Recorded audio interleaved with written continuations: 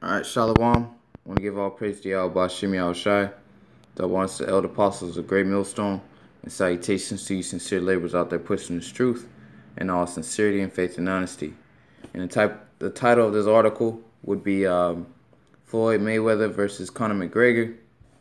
Alright, bread and circuses. And this is an article from HuffPost.com. Called Bread and Circuses in Rome and in America. As we know through the scriptures and through the spirit and power of Yahweh Bashim Yahushai, that America is Rome all over again. Okay? America is that reincarnation of Rome, all right? Due to the ways of Rome, all right? And you can look at certain architectures, all right? And certain ways and philosophies that America has taken the spirit of Rome all over again. All right, you so-called Negroes, Latinos, Native Americans are the true Israelites of the Bible. Okay, and you so-called white people known as Edomites in the scriptures, you call yourself white today. All right, you're Edomites, you're Esau, and this is your kingdom. All right. America, Rome, and reincarnation, all right, and various other empires that America has taken the spirit of, all right, and the philosophies and the ways of, such as Babylon.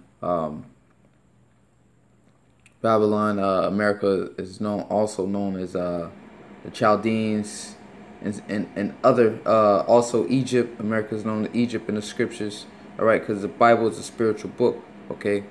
You gotta have the spirit of discernment to actually understand these things, all right, and learn from good men that actually rule well in this truth, was the elder apostles of Great Millstone.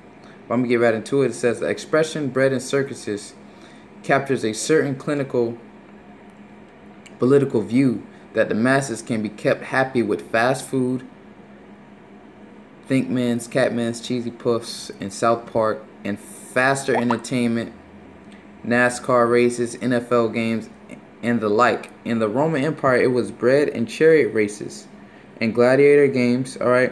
So this Floyd Mayweather versus Conor McGregor is nothing but, the modern day Coliseum. The gladiators and whatnot. It says gladiator games that filled the belly and distracted the mind and allowing emperors to rule as they saw fit. All right. So distracted the minds of the people. Because right now, we got all kind of wars going on. All right, you got Russia preparing 100,000 military exercises going to be on the border of Russia. All right, you got all these kind of false flags. Buildings burning down. All right, casualties, terrorist attacks. All right, all over the world. But right now, in the midst of this, they throw this fight August 26th, okay? It says, and filled the belly and distracted the minds of the people. It says that there's truth to view that people can be kept tractable as long as you fill their bellies and give them violent spectacles to fill their free time. Heck, Americans are meekly compliant even when their government invades their privacy and spies on them.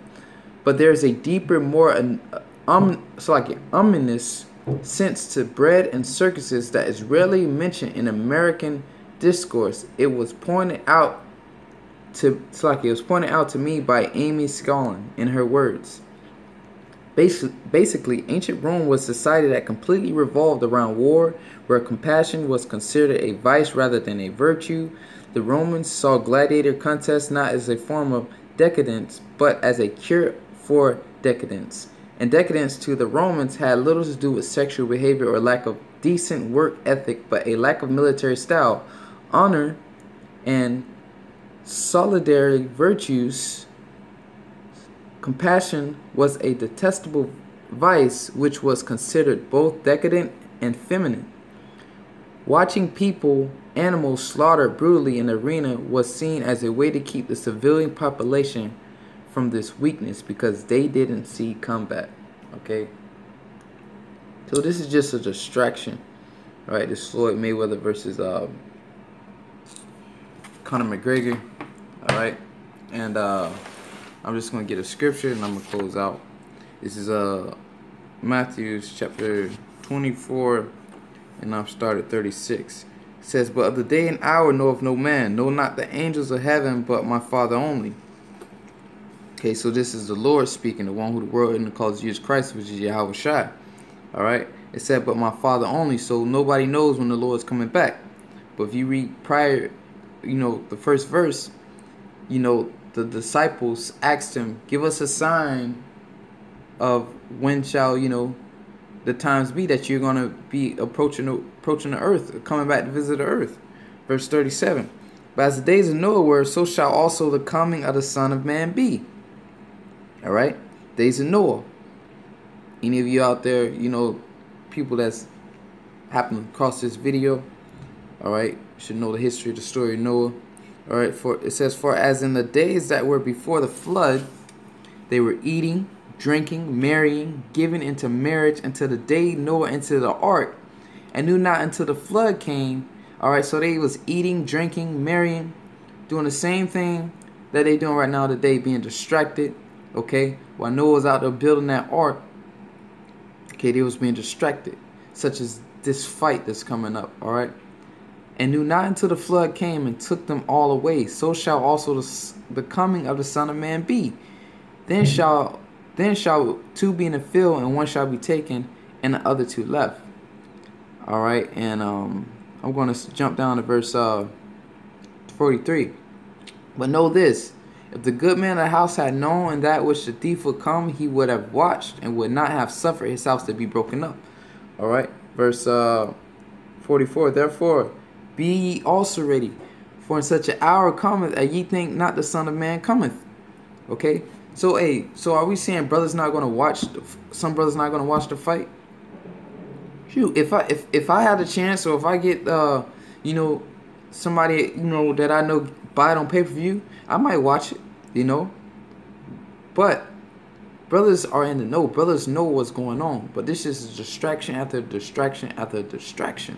All right, that's why the scriptures say the Lord, the slaying of the Lord shall be many. Okay, only a few are going to be saved. Okay, it says, "Therefore be ye also ready, for in such an hour come as ye think not the Son of Man cometh. Who then is that faithful and wise servant, whom his Lord hath made ruler over his household, to give them meat in due season? Blessed is that servant whom his Lord, when he cometh, shall find so doing." Okay, so you brothers out there, stay diligent, keep watching. All right, don't get caught up in the bread and circuses. All right, this modern day Roman Empire, the spirit of Rome is all over America. All right, spreading their army out thin. Okay, devaluing their currency, the quarter. All right, how it got it's coated with more of a expensive metal, but in the inner part of the quarter is a cheaper metal. Okay, it's Rome all over again, man. The infrastructure, everything, man. All right, but you brothers are not distracted by this. Okay, but with that, I'm gonna give all praise to Yahweh Bashim Yahweh Shai, the ones to the elder apostles of Great Millstone, and salutations to you sincere laborers out there pushing this truth in all sincerity and faith and honesty.